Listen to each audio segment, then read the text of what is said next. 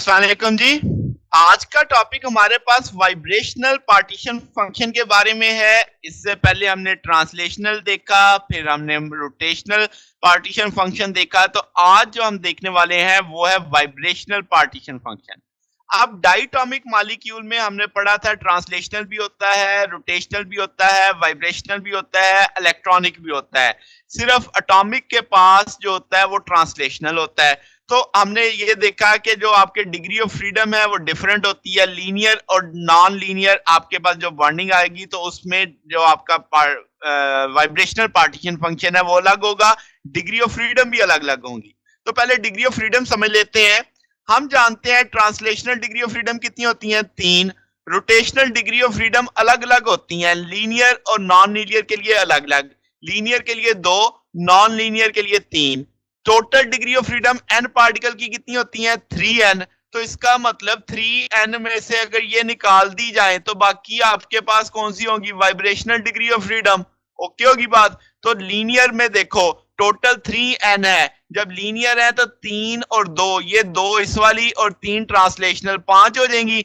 तो 3n-5 तो बच जाने वाली यानी वाइब्रेशनल डिग्री ऑफ फ्रीडम हो जाएंगी। इसी तरीके से अगर नॉन लीनियर का देखो तो 3 आपकी ट्रांसलेशनल, 3 आपकी रोटेशनल, तो 6 हो जाएंगी। तो 3n में से 6 माइनस कर देंगे तो ये वाइब्रेशनल डिग्री ऑफ फ्रीडम आ गई। अच्छा, अब अगर मैं कैलकुलेट करूं कि डाइटोमिक मॉलिक्यूल है तो इसका मतलब n की जगह 2 आ जाएगा, तो 6 - 5 1 आ जाएगा। किसके लिए, लीनियर केस के लिए।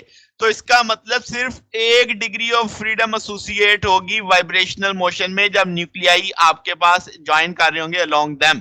ठीक होगी, लाइन उन पे एक लाइन पे ज्वाइन कर रहे होंगे। अच्छा, अब शुरू करते हैं ना पार्टीशन फंक्शन। हम जानते हैं हमने जनरल पार्टीशन फंक्शन एक बनाया हुआ है, जी जे। यहाँ पे जे क्या है, ऑल पॉसिबल स्टेट्स, जो आपके पास क्वांटम स्टेट्स हो सकती हैं, तो मैंने 0 से इंफिनिटी तक कंसीडर किया है। जी जे यहाँ पे क्या है, स्टैटिस्टिकल वेट फैक्टर है। चूंकि आपको एक ही स्टेट मुयसर होगी, एक ही डिग्री ऑफ फ्रीडम है, तो इसलिए जी जे की वैल्यू मैंने 1 रख दी। तो इसका मतलब बाकी चीज ये ई जे अब मालूम करनी है, तो इसे हम रोटेशनल एनर्जी के तौर, सॉरी यहाँ पे वाइब्रेशनल आएगा, तो वाइब्रेशनल एनर्जी के तौर पे देखेंगे कि भाई वाइब्रेशनल एनर्जी आपके पास कितनी होगी। तो उसे कैलकुलेट करते हैं। तो हमने क्वांटम मैकेनिक्स में श्रोडिंगर वेव इक्वेशन को इस्तेमाल करते हुए सिंपल हार्मोनिक ऑसिलेटर के लिए एक एनर्जी निकाली थी। तो उसको डाइलेक्ट्रिक मॉलिक्यूल को अगर हम देखें कि वो किस तौर पे बिहेव कर रहा है, सिंपल हार्मोनिक ऑसिलेटर के तौर पे अगर वो बिहेव करे, तो तब आपकी जो वाइब्रेशनल एनर्जी का एक्सप्रेशन आएगा, ई जे के ऊपर मैंने प्राइम डाला है। प्राइम क्यों डाला अभी आपको समझ आ जाएगी, n+1/2 h न्यू। तो n यहाँ पे क्या है, वाइब्रेशनल क्वांटम नंबर, इसकी value 0 1 2 3 up to so on हो सकती है। न्यू क्या है, वाइब्रेशनल फ्रीक्वेंसी। अच्छा, अब आपके पास 0 पॉइंट वाइब्रेशनल एनर्जी या लोएस्ट एनर्जी लेवल जो अगर मैं कहूं तो उसमें आप क्वांटम नंबर 0 कर दोगे। तो आपने इस फार्मूले में 0 किया, एनर्जी को मैंने ई नॉट कह दिया है, तो ये हाफ एच न्यू बच गया।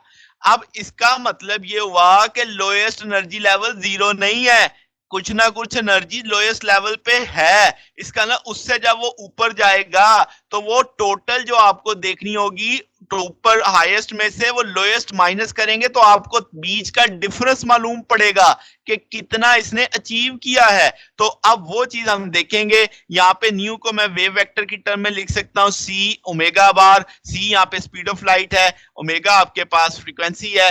अब यहाँ पे आपने क्या किया जनाब के ये दोनों एनर्जी आ गई, ये आपने जिस स्टेट में गए थे और ये आपकी लोएस्ट एनर्जी लेवल वाली, इनका डिफरेंस उठा लेते हैं। जो आप इनका डिफरेंस उठाएंगे तो पता चलेगा कितनी एनर्जी एक्सेस थी। जो लोएस्ट से ज्यादा होगी इसका अंदर वो एक्सेस में एनर्जी थी, तो वो आ जाएगी आपके पास डिफरेंस लेने से NHC ओमेगा बार। अब ये ई जे आपने यहाँ पे प्लेस करना है, जो इक्वेशन 1 में आपके पास ये ऊपर टॉप पे लिखा हुआ है, दिस वन। ठीक हो गया। अब आपको पता लगा मैंने इसके ऊपर बार क्यों डाला था, क्योंकि ये हमारी वो वैल्यू नहीं थी जो पार्टीशन फंक्शन में इस्तेमाल होनी थी। तो वो डिफरेंस के साथ आएगी वो वैल्यू, वो हमने प्लेस कर दी यहाँ पे। अब क्या है कि जब हम सिंपल हार्मोनिक ऑसिलेटर का केस देखते हैं तो इसमें जो स्पेसिंग होती है एनर्जी लेवल्स के बीच में वो ज्यादा होती है, किसके लिहाज से, ट्रांसलेशनल और रोटेशनल के लिहाज से। वहां पे तो वो क्लोजली स्पेस थी, तो वहां पे थर्मल एनर्जी आपके पास यहाँ पे एच म्यू बड़ा होगा केबीटी से, तो इसको हम इंटीग्रेशन से रिप्लेस नहीं कर सकते, तो ऐसे ही जाने देते हैं। तो मैं कह देता हूं कि यहाँ पे जो इक्वेशन 2 में अब जितने कांस्टेंट फैक्टर हैं उन किसी गिवन मॉलिक्यूल्स के लिए उनको मैं x कह देता हूं, ठीक होगी बात। तो ये जो टूल है इक्वेशन 2 इस तौर पे लिखा जा सकता है, 0 टू इंफिनिटी आ जाएगा e की पावर माइनस एन एक्स आ जाएगा। x अब समझ गए ना, इसके साथ जितनी चीजें लिखी हुई थी वो कांस्टेंट थी, मैंने उन्हें x डिक्लेयर कर दिया। अब हम जानते हैं n की वैल्यू आपकी वेरी 0 1 2 3 तक जा सकती है, तो इस समेशन को ओपन कर देते हैं। 1 प्लस e की power minus x plus e की पावर माइनस 2x सो चलता जा सकता है। तो आप इसे सीरीज के तौर पे देखो तो 1 माइनस ई की पावर माइनस एक्स की पावर -1 यानी बाइनोमियल का आप सीरीज बना सकते हो इसको।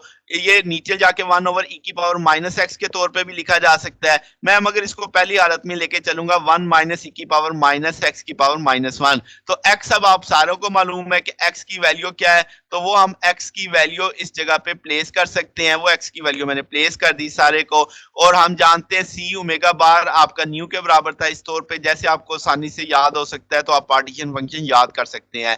इसकी एक और शक्ल भी हो सकती है कि ये जो आपने एच सी ओमेगा बार के बी लिखा है ये आपका थीटा वाइब्रेशनल होता है, इसे हम कैरेक्टरिस्टिक वाइब्रेशनल टेम्परेचर कहते हैं। आप जानते हैं ना पार्टीशन डायमेंशनलेस होता है, तो इसका मतलब ये जो आपको रेड में फैक्टर दिख रहा है ये सारा आपके पास टेम्परेचर की डायमेंशन लिए होगा, ऊपर भी टेम्परेचर नीचे भी टेम्परेचर कट जाएगा आपके पास, तो एक नंबर की सूरत आ जाएगी आपके पास। बात समझ गए? तो इसीलिए थीटा वाइब्रेशन इसे बोलेंगे, ये कैरेक्टरिस्टिक वाइब्रेशनल टेम्परेचर के तौर पे देखा जाएगा।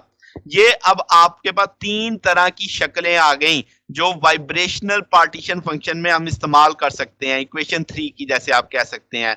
तो अब वापस चलते हैं इन जनरल। अगर आप नॉन लीनियर देखते हैं तो तब डिग्री ऑफ फ्रीडम कितनी होती है 3n-6, लीनियर में कितनी आती है 3n-5, ठीक है। अब कोई भी मामला हो तो ये जो वाइब्रेशनल मोड है इनको हम इंडिपेंडेंट हार्मोनिक ऑसिलेटर के तौर पे देखेंगे, ठीक है, चाहे यानी वो लीनियर हो चाहे नॉन लीनियर हो। तो आप फुल वाइब्रेशनल पार्टीशन फंक्शन को क्या समझोगे कि वो प्रोडक्ट है, किस चीज का प्रोडक्ट है? वो प्रोडक्ट है जनाब पार्टीशन फंक्शन जो एसोसिएट होगा उसके साथ नॉर्मल मोड, और अगर नॉन लीनियर होगा तो उसके साथ आप इस तौर पे डाल देंगे z आ जाएगा आपके पास, ये फैक्टर इसके साथ मल्टीप्लाई हो जाएगा।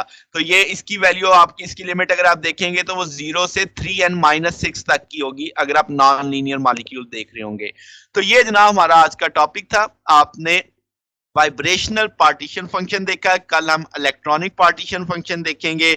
उसके बाद हम देखेंगे कि थर्मोडायनेमिक्स पैरामीटर्स को कैसे एसोसिएट करना है इन पार्टीशन फंक्शंस के साथ।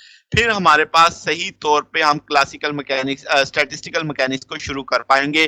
फिर हमें सारी चीजें कैनोनिकल माइक्रो कैनोनिकल सब की समझ आती जाएगी, हम उसमें फिर सारी डिस्ट्रीब्यूशंस को भी आसानी से समझ पाएंगे। तो ये हमारा आज का टॉपिक था। अगर आपको इसमें कोई बात पूछनी हो, डाउट हो तो नीचे कमेंट्स में पूछ सकते हैं। वीडियो अच्छी लगी हो तो वीडियो को लाइक कीजिएगा, दोस्तों के साथ शेयर कीजिएगा, चैनल को सब्सक्राइब कर दीजिएगा। अब तक के लिए इतना ही, बाकी इंशाल्लाह फिर नेक्स्ट देखेंगे। ओके, अल्लाह हाफिज।